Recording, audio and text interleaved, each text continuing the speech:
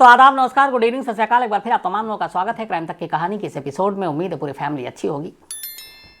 Crime investigation एक बेहद थकाऊ, लंबा, परेशान करने वाली एक जांच होती है।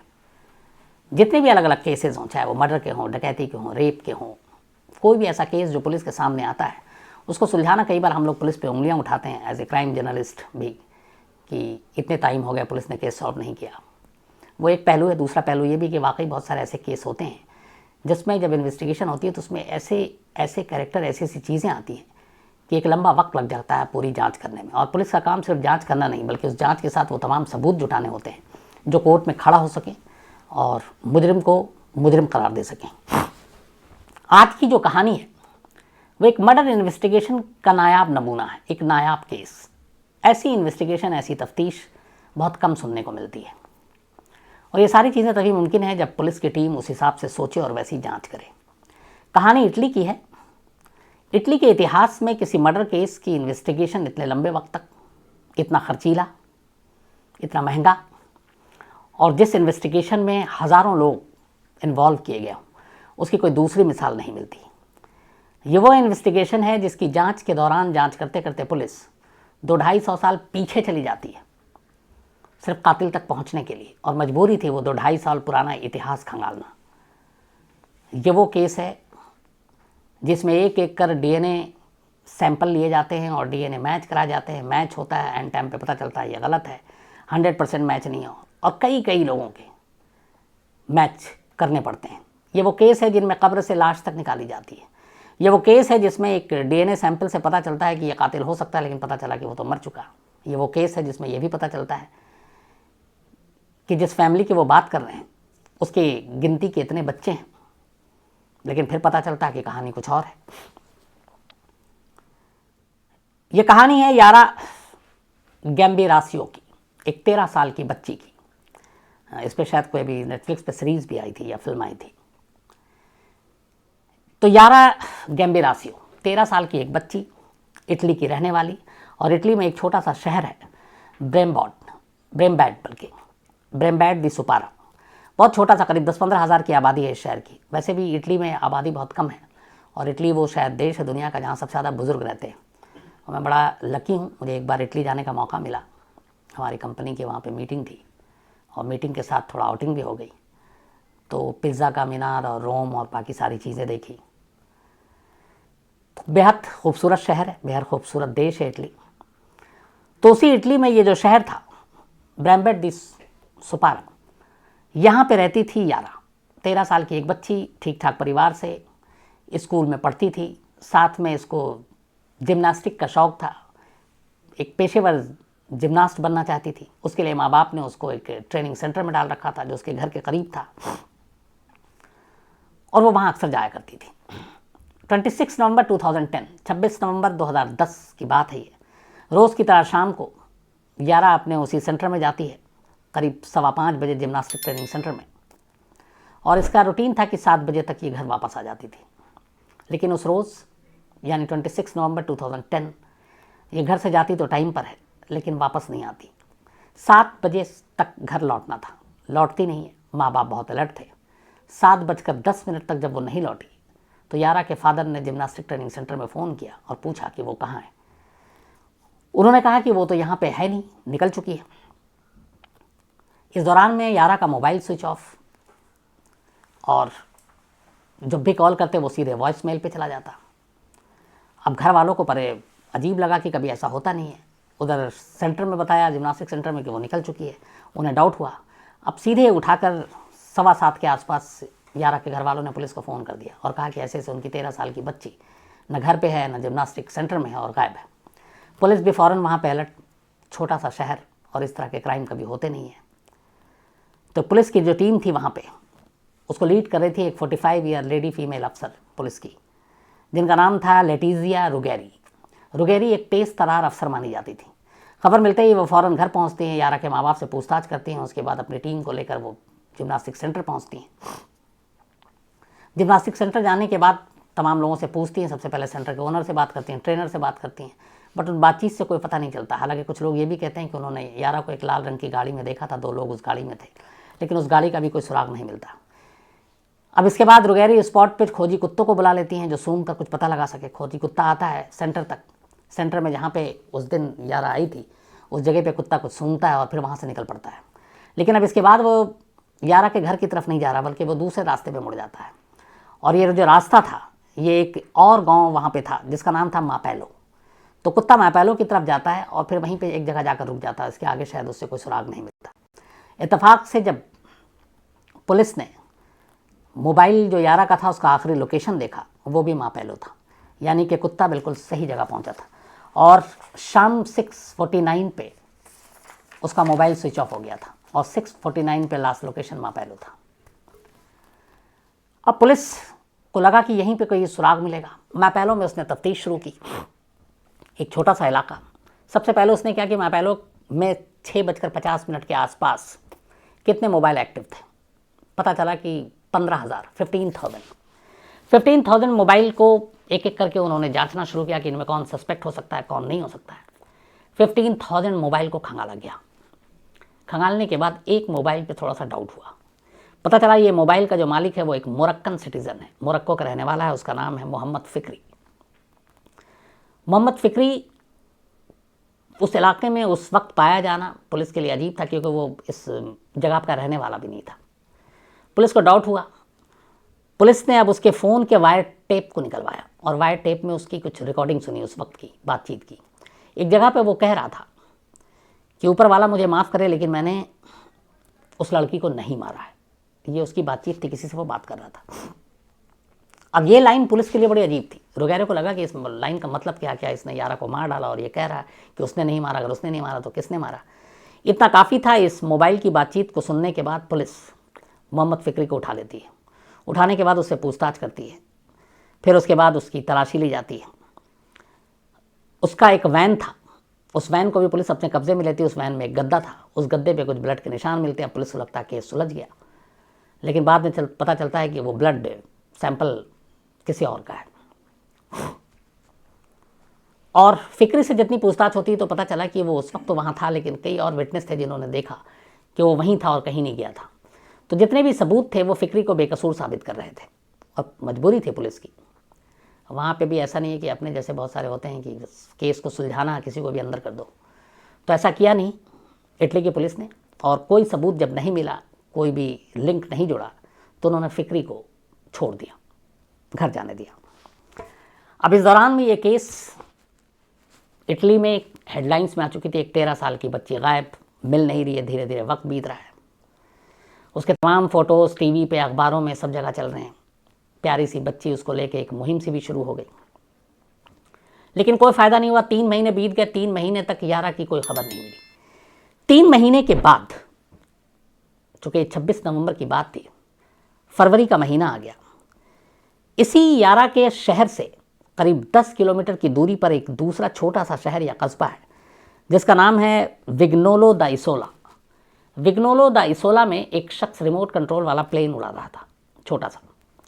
और जब वो प्लेन उड़ा रहा था तो बिल्कुल जब वो नीचे आया तो वहाँ पे झाड़ियाँ भी थी, बड़ा सा मैदान था। उसने देखा कि उस झाड़ी में कुछ जूते नज़र आ रहे हैं और एक कोई इंसान पड़ा हुआ दिख रहा है। वो प्लेन को नीचे लाता है, जाकर झाड़ी के पास देखता है एक लड़की की लाश पड़ी है। वो फ़ौरन पुलिस को खबर देता है। पुलिस मौके पर पहुँचती है। जब मौके पर पहुँचती है तो देखती है कि वहाँ पे एक लड़की की लाश है। लाश लगभग सड़नी शुरू हो चुकी थी।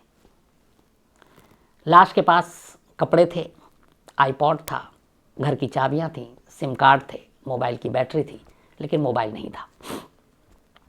थोड़ी देर के बाद लाश यारा के घर वालों को दिखाई जाती है और वो शिनाख्त कर लेते हैं। ये सारे सामान यारा के ही थे। यारा का कत्ल हो चुका था। उसके पूरे जिस्म पर अनगिनत चोट के निशान थे, स्टैबिंग के निशान थे, चाकू के। लाश को पोस्टमार्टम के लिए भेजा जाता है। पोस्टमार्टम से पता चलता है कि उसके साथ रेप नहीं हुआ, लेकिन उसे बुरी तरह मारा गया और उस घाव की वजह से उसने दम तोड़ दिया। उसकी लाश के साथ डॉक्टरों को यारा की सांस की नली में एक लाइम मिट्टी के कुछ अंश भी मिलते हैं। लाइम मिट्टी आमतौर पर ये जो बिल्डिंग मटेरियल होता है उसमें इस्तेमाल किया जाता है। तो पुलिस को ये अंदाज़ा हुआ कि शायद इसमें कोई ऐसा शख्स कातिल हो जो बिल्डिंग मटेरियल का काम करता हो, बिल्डर हो, मज़दूर हो। फॉरेंसिक की टीम का यही मानना था। इसके बाद फॉरेंसिक की टीम को मोबाइल की बैटरी और उसके ग्लव्स और से कुछ डीएनए के 2 सैंपल मिलते हैं। पुलिस अब इन दोनों सैंपल को अपने पास लेती है और इस पूरे शहर में करीब 22,000 लोग, पहले तो वो अपने डेटाबेस में जाती है और देखते हैं जो क्रिमिनल के डेटाबेस उनसे मैच करती है, वो सैंपल किसी से मैच नहीं करता। इसके बाद पुलिस अब शहर के लोगों को अलग अलग उनके ब्लड सैंपल लेना शुरू कर देती है ताकि डीएनए मैच कराया जाए। 22,000 लोगों के डीएनए सैंपल कलेक्ट करती है पुलिस, उसकी लीड करती है रोगेरो, लेकिन किसी के साथ भी मैच नहीं करता।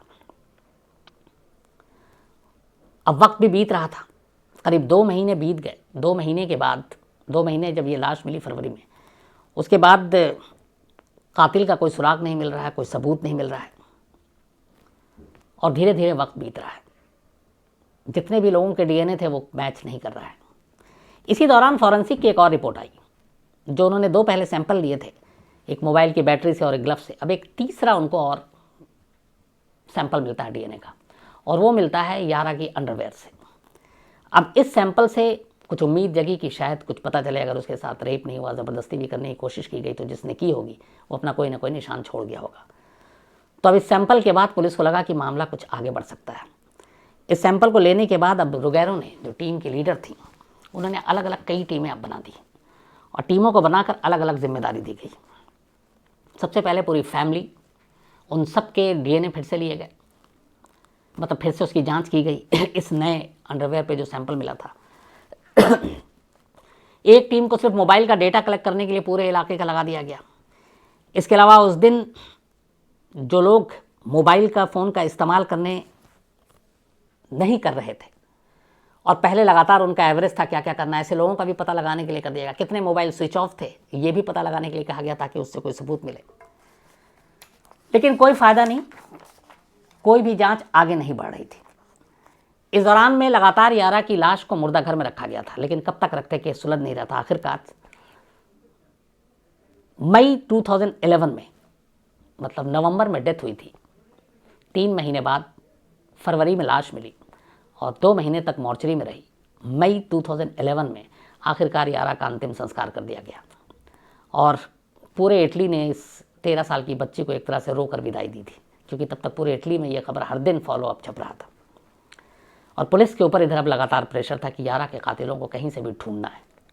कातिल मिल नहीं रहा था। लगभग पूरे शहर के लोगों के सारे डीएनए हो गए, सब कुछ ले लिया, कामयाबी नहीं मिली। एक रोज़ आईओ रोगेरा, अब उन्हें लगा कि क्या करें, कोई सैंपल मैच नहीं कर रहा है, कोई क्लू नहीं मिल रहा है, तो उन्होंने कहा कि अब कुछ दूसरा तरीका अपनाते हैं। इसी शहर में एक क्लब भी था, छोटा सा। अब उस क्लब में तमाम लोग आते थे। रोगेरा ने तय किया कि इस क्लब में जितने लोग आते हैं अब इन सब का भी ब्लड सैंपल लिया जाए, क्यों हो सकता है इनमें से कुछ बाहर से भी आते हैं, कुछ ऐसे हों जो बच गए हों, और उससे मिलान कराया जाए यारा के उस अंडरवेयर पे मिले सैंपल का। क्लब के लोगों के डीएनए सैंपल लिए जाते हैं। पहली बार पुलिस को एक कामयाबी मिलती है। मोहम्मद फिक्री पहला था जिसे पुलिस ने पकड़ा उस मोबाइल की वजह से कि मैंने इस बच्ची को नहीं मारा, लेकिन वो नाकाम रहा। अब दूसरी बार क्लब के डीएनए सैंपल लेने के बाद एक शख्स का डीएनए लगभग 95% से ज़्यादा मैच कर जाता है यारा के उस अंडरवेयर पे मिले सैंपल से। इस शख्स का नाम था डेमियानो। डेमियानो वहीं थोड़ी दूरी पर रहता था और उसके बारे में यह था कि बीच में वो बाहर था लेकिन फिर यहाँ आया, और बहुत सारी ऐसी चीज़ें मिल रही थी जिससे रोगेरो को लगा कि अब डेमियानो मिल गया और ये 95% मैच है, इसका मतलब है कि कहीं ना कहीं ये इस खत्ते से जुड़ा हुआ है। अब इसके बाद पुलिस डेमियानो को उठाती है, पूछताछ करती है, लेकिन इत्तेफाक की बात यह है कि जब पुलिस पूछताछ करती है तो पता चलता है कि 26 नवंबर 2010 जिस दिन ये इंसिडेंट हुआ, यारा गायब हुई, उस दिन डेमियानो इस शहर में था ही नहीं। इस शहर में क्या, इटली में ही नहीं था, वो किसी और देश में था, और उस देश के सारे दस्तावेज़, वीज़ा, इमिग्रेशन के स्टैंप, सारी चीज़ें गवाही दे रहे थे कि डेमियानो का इस कत्ल से कोई लेना देना नहीं। मजबूरन पुलिस को पूछताछ के बाद डेमियानो को छोड़ना पड़ा, लेकिन अब यहाँ से पुलिस को एक क्लू मिला। पहली बार ऐसा था कि 95% डीएनए मैच कर रहा था, तो इसका मतलब है डेमियानो ना सही, उसका कोई क्लोज रिश्तेदार, क्योंकि डीएनए फैमिली के बड़े मिलते जुलते हुए। तो अगर डेमियानो का ना मिला तो इसकी फैमिली का ज़रूर किसी न किसी से मिल सकता है। पुलिस को एक उम्मीद बंधी। इसके बाद पुलिस ने अब डेमियानो के फैमिली के बारे में पता करना शुरू किया। डेमियानो की मां तक पुलिस पहुंची। पता चला कि डेमियानो की जो मां है, यहां पे एक नई कहानी सामने आई। वो करीब 10 साल तक यारा के घर पे घरेलू नौकर के तौर पर काम कर चुकी थी। फिर उसने नौकरी छोड़ दी और अब पुलिस को लगा कि ये पहला लिंक है जहां एक 95% मैच कर रहा है। दूसरा, अब उसकी मां का लिंक निकल आया कि वो यारा के घर पे काम कर चुकी है। पुलिस ने इन दोनों के फ़ोन को गुपचुप तरीके से टैप करना शुरू कर दिया। कई हफ्ते इन्होंने फ़ोन सुने, लेकिन दोनों के बीच में ऐसी कोई बातचीत नहीं हुई जो पुलिस के कान खड़े करती। नॉर्मल बात, और उसके बाद उनकी बातचीत से ये भी लगा कि शायद इनका कोई लेना देना नहीं है, ना उसकी माँ का, डेमियानो तो था ही नहीं। अब पुलिस ने कहा कि और कौन हो सकता है, क्योंकि अभी तक वो फैमिली के इर्द गिर्द हैं, क्योंकि डीएनए सैंपल 95% मैच कर चुका और कोई ना कोई रिश्तेदार हो सकता है। सबसे ज़्यादा पॉसिबिलिटी इसी की थी। इस चक्कर में रुगैरो ने तय किया कि वो डेमियानो, उसकी माँ के उसके पति, उसके पिता, उसके पुराने पूर्वज, इन सब के कुंडली खंगालेगी, पूरी फैमिली ट्री निकालेगी। और इस चक्कर में ढूंढते ढूंढते 2010 से वो पुराने 1716 तक पहुंच गई। वो पुलिस लेडी रुगैरो 1716 तक के पूरे ख़ानदान की कुंडली खंगाल दी, डेमियानो और उसकी माँ और उसके पूरे ख़ानदान की। जब कुंडली निकाली तो पता चला कि डेमियानो के जो पूर्वज थे वो गोर्नो नाम के एक गाँव से निकले थे और सदियों से इसी गाँव में रह रहे थे। फिर ये भी पता चला कि डेमियानो के पिता, उसकी मौत हो गई थी, उनका भी कोई लिंक नहीं निकला, पहले मौत हो चुकी तो चूँकि कातिल हो नहीं सकता। फिर पता चला कि डेमियानो के फादर का एक भाई था जिसका नाम था ग्यूसेपे। अब लगा कि हो सकता है डेमियानो के फादर के भाई यानी चाचा का इसमें कोई हाथ हो, लेकिन अगले ही पल पुलिस की फिर सारा जोश ठंडा हो जाता। पता चलता है कि नहीं, 1999 में ही ग्यूसेपे की भी मौत हो गई थी। अब पुलिस फिर खाली हाथ, कोई और रिश्तेदार मिल नहीं रहा। इसी दौरान में अब पुलिस ने ग्यूसेपे के बारे में और पता करना शुरू किया। अब माँ से वो उसकी देवर यानी कि डेमियानो के चाचा तक आ गई, ग्यूसेपे जिसकी 1999 में डेथ हो गई। अब पुलिस ग्यूसेपे के घर तक पहुंचती है। ग्यूसेपे की पत्नी से उसकी मुलाकात होती है। अब पुलिस पत्नी से बातचीत करती है। अब कहीं से कोई सुराग ढूंढना था। बड़ी मुश्किल से रुगैरो की टीम उनकी पत्नी को झांसा देकर ग्यूसेपे की ड्राइविंग लाइसेंस और एक पोस्ट कार्ड उस घर से हासिल करती है। ख़ास बात यह थी कि इस ड्राइविंग लाइसेंस और पोस्ट कार्ड जो ग्यूसेपे का था उसमें स्टिकर लगा हुआ था, और वो दोनों स्टिकर एक तरह का स्टैम्प था। स्टैम्प देखकर लगा कि पुलिस को कि ये शायद उस वक्त गोंद और बाकी चीज़ें चिपकाया नहीं गया होगा। आमतौर पे आप लोग याद है, हम लोग बचपन में जब डाक टिकट लेते थे तो ज़ुबान पे रख के उसको थूक से या फिर चिपका देते थे एनवेलप को। रुगैरो के दिमाग में ये बात आई। उसने पूछा कि ये डीएल और ये, तो उसने बताया उनकी पत्नी ने ग्यूसेपे की कि ये वही उन्होंने स्टैम्प लगाया था। बड़े संभाल कर उन दोनों चीज़ों को फॉरेंसिक टीम के पास भेजा जाता है और कहा जाता है कि इस स्टैम्प को आप निकालो और फिर स्टैम्प से आप डीएनए टेस्ट का सैंपल निकालो, क्योंकि बहुत मुमकिन है उसने अपने थूक से इस स्टैम्प को चिपकाया हो। फॉरेंसिक की टीम लग जाती है और उस ड्राइविंग लाइसेंस और उस पोस्ट कार्ड के पीछे जो स्टैम्प था उसमें आखिरकार ग्यूसेपे का थूक के अंश मिल जाते हैं, जो फॉरेंसिक टीम निकाल लेती है। अब इसको निकालने के बाद जांच के लिए भेजा जाता है। इन दोनों ही चीज़ों पर ग्यूसेपे के थूक के सैंपल थे, और जब इस सैंपल की जांच कराई गई तो एक बार फिर पुलिस खुश हो गई, रुगैरो खुश हो गई, क्योंकि ये सैंपल उस सैंपल से मेल खा रहा था जो यारा के अंडरवेयर पे मिला था। अब पुलिस को यकीन हो गया कि कहीं ना कहीं जो कत्ल करने वाला शख्स है वो ग्यूसेपे का ही बेटा है, क्योंकि पत्नी थी नहीं, पत्नी का ऑलरेडी जितने लोग थे सबका डीएनए वो करवा चुके थे, तो ग्यूसेपे का बेटा है। अब यहाँ से फिर रुगैरो आगे बढ़ती है। पता चलता है कि ग्यूसेपे की एक पत्नी और 3 बच्चे, 2 बेटा और 1 बेटी। पुलिस दोनों बेटों के सैंपल लेती है, बेटी के भी सैंपल लेती है, लेकिन इन तीनों का सैंपल उस यारा के अंडरवेयर से मिले सैंपल से मैच नहीं करता, मेल ही नहीं खाता। अब ग्यूसेपे के बेटों की कोई औलाद नहीं थी कि उनका मिल जाए, क्योंकि उनकी शादी नहीं हुई थी, तो ग्यूसेपे के दोनों बेटों और बेटी का भी अब सैंपल नहीं मिलता। तो पहले डेमियानो पुलिस पहुंची, सैंपल मिला, लेकिन वो इटली में नहीं था। डेमियानो की माँ के पास पहुंची, कोई फ़ायदा नहीं हुआ, वो जो घर पे काम कर चुकी थी। डेमियानो के पिता की ऑलरेडी मौत हो चुकी थी। चाचा 1999 में डेथ हो गई थी, लेकिन उसका सैंपल मिल गया उसके थूक से। अब ग्यूसेपे के जो 2 बेटे थे और बेटी, उनके सैंपल लिए, लेकिन वो दोनों मैच नहीं किया।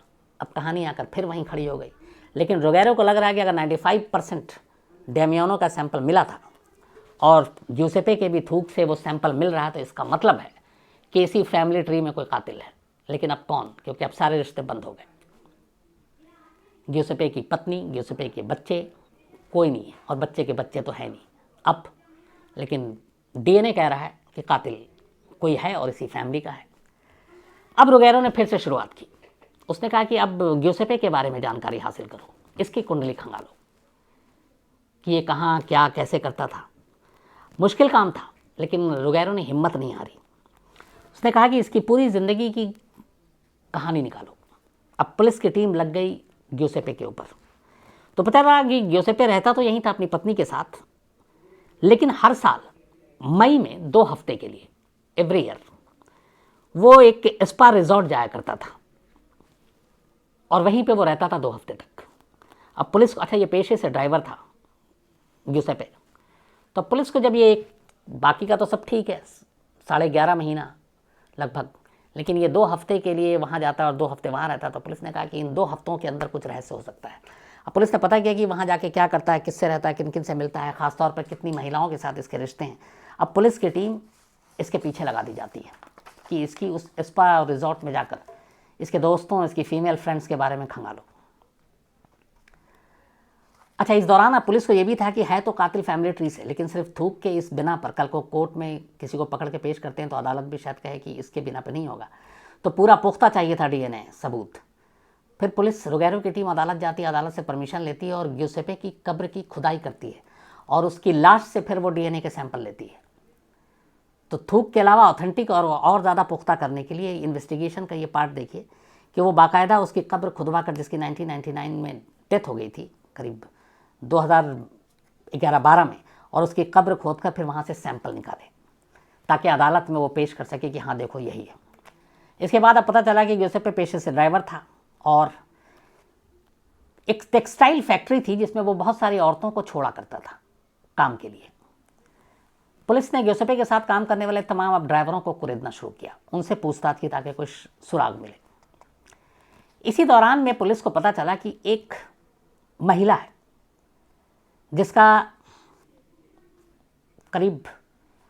जिसके साथ इसकी अच्छी खासी दोस्ती थी और उसकी 19 साल की उस उम्र में ही उस महिला की शादी हो गई, लेकिन वो पति के साथ खुश नहीं थी, वो भी फैक्ट्री में काम करती थी और उस महिला का नाम था ईस्टर अर्जुफ्फी। कहा गया कि सबसे ज़्यादा जब जो महिलाओं को वो टेक्सटाइल फैक्ट्री में छोड़ा करता था ग्यूसेपे, तो इस महिला से सबसे ज़्यादा बात किया करता था और शायद वही उसकी करीबी दोस्त थी, जितने ट्रक ड्राइवर और बाकी विटनेस ने बताया। अब यहाँ ग्यूसेपे के बाद एक नया कैरेक्टर आ गया, ईस्टर का, वो महिला जिससे के साथ उसकी दोस्ती थी। अब पुलिस ने ईस्टर को ढूंढना शुरू किया तो पता चला कि ईस्टर ने तो वो इलाका कब का छोड़ दिया और वो चली गई है, और फिर पता चला कि वो किसी दूसरे शहर में है और वहाँ रहती है। अब पुलिस उस शहर तक पहुँचती है, उस फैक्ट्री, मजदूर, ओनर सबसे लेकर पता करने के बाद तो पुलिस को ईस्टर मिलती है। पता चला कि ईस्टर ने 1970 में एक जुड़वां बच्चों को जन्म दिया था।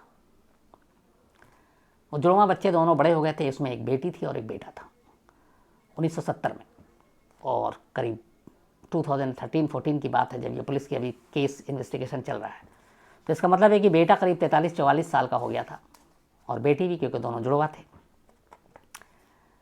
बेटे का नाम था मैसिमो बॉसेटो और उसकी उम्र करीब 42 साल हो गई थी।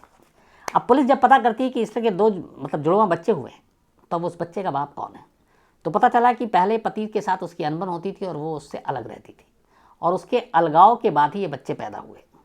अब पुलिस ने फिर कहा कि इसका मतलब है कि कुछ हो, शायद यहाँ से अपने मुखबिर और बाकी लोगों से पूछताछ शुरू हुई। फिर ईस्टर से पुलिस ने पूछताछ की, उसने कहा हाँ ये दोनों बच्चे ग्यूसेपे के हैं, हम दोनों में प्यार था, शादी की नहीं, लेकिन फिर प्रेग्नेंट हो गई और जुड़वा बच्चों को मैंने 1970 में जन्म दिया। अब पुलिस पूछती है कि तुम्हारे दोनों बच्चे कहाँ हैं, बेटी तो वहीं थी। उसने कहा कि जो बेटा है वो बाहर रहता है और मैपेलो में, उसी मैपेलो में जहाँ यारा रहती थी, जहाँ से यारा गायब हुई थी। अब पुलिस रोगेरो को पहली बार लगा कि वो सही ट्रैक पर है। अब तक फैमिली ट्री में एक मिसिंग थी क्योंकि ग्यूसेपे को जो परिवार था, जो बीवी थी, जो बच्चे थे, उन सब से मैच कराया लेकिन मिला नहीं। ये जो दूसरे बच्चे थे, ये खुद ग्यूसेपे के अपने घर वालों को नहीं मालूम थे, ना उसकी अपनी पत्नी को, ना उसके अपने बच्चों को, और ये दुनिया से एक राज था, और ये राज एक कत्ल के तफ्तीश ने खोल दिया। अब पुलिस वापस मैपेलो पहुंचती है। अब उसे तलाश थी ग्यूसेपे के और ईस्टर के इन जुड़वा बच्चों में से उस बेटे की, जिसका नाम था मैसिमो बसेटो।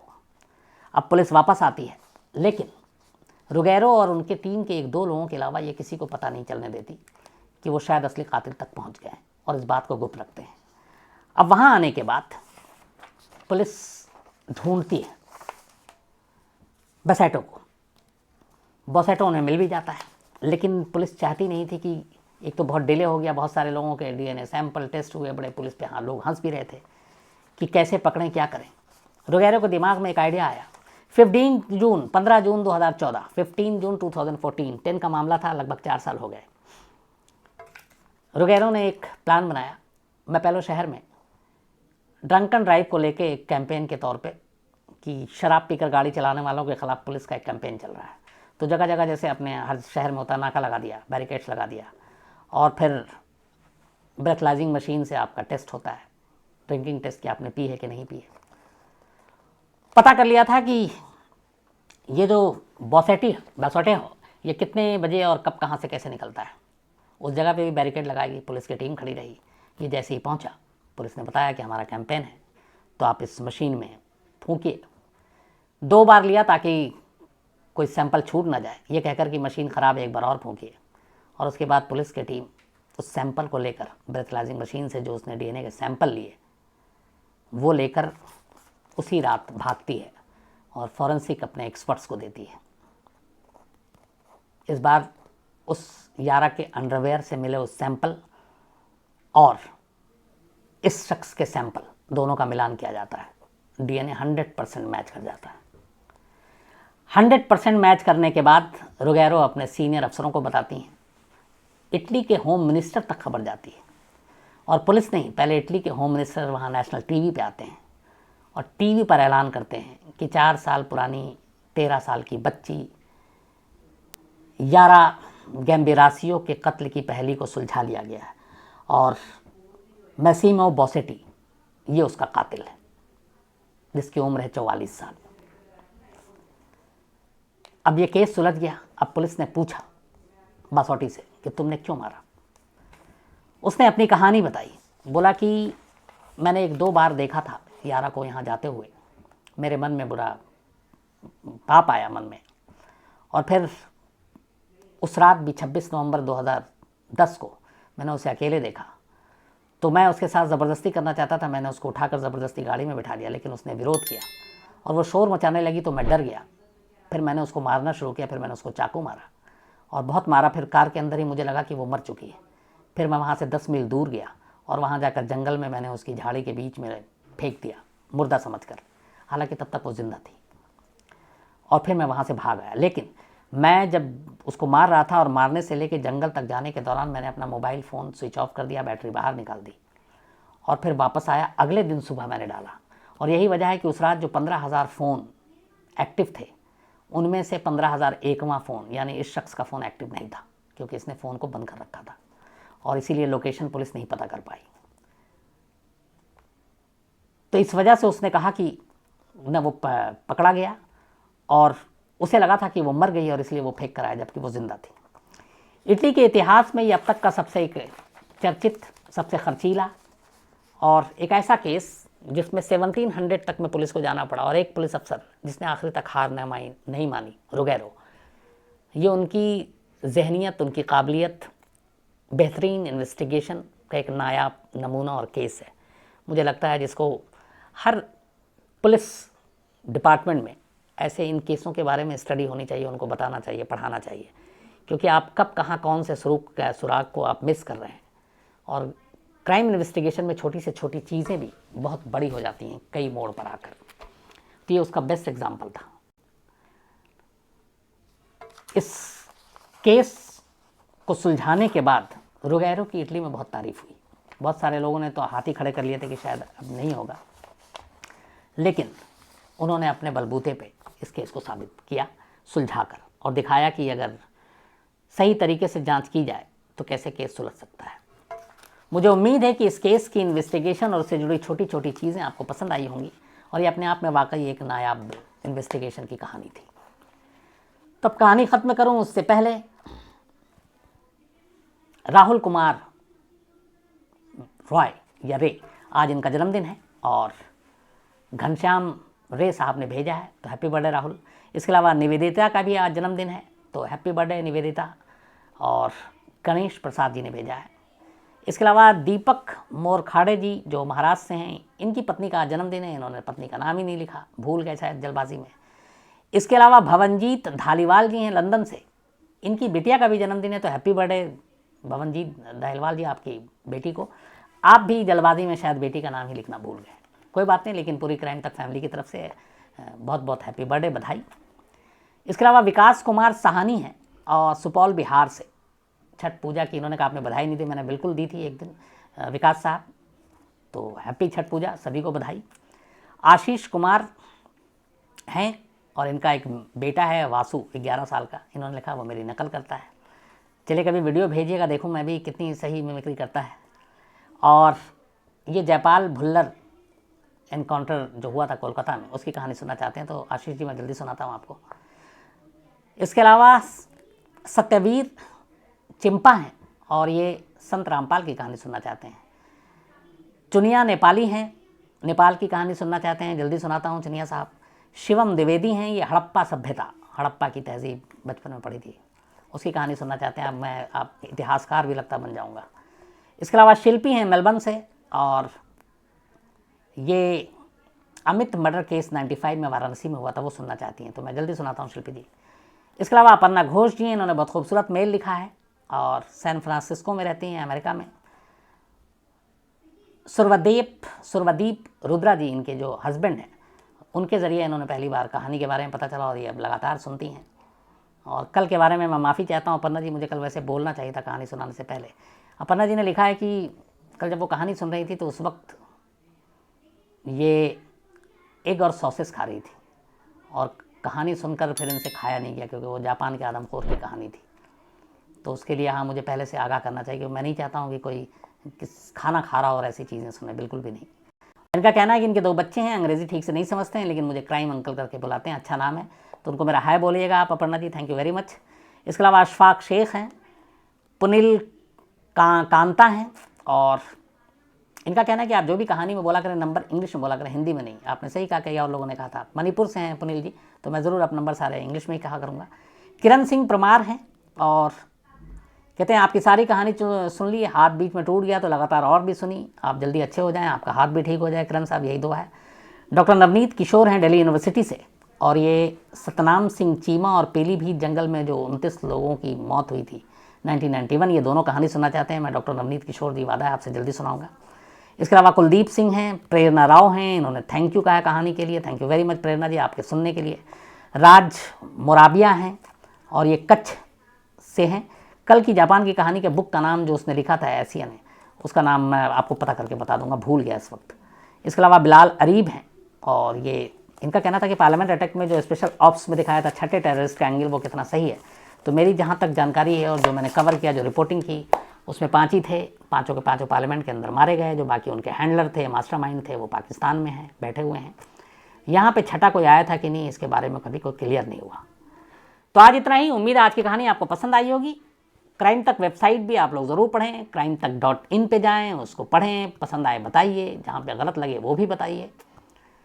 अपना ख्याल रखिए, अपनों का ख्याल रखिए। कल रात 9 बजे मिलेंगे किसी नई कहानी के साथ, तब तक थैंक यू वेरी मच।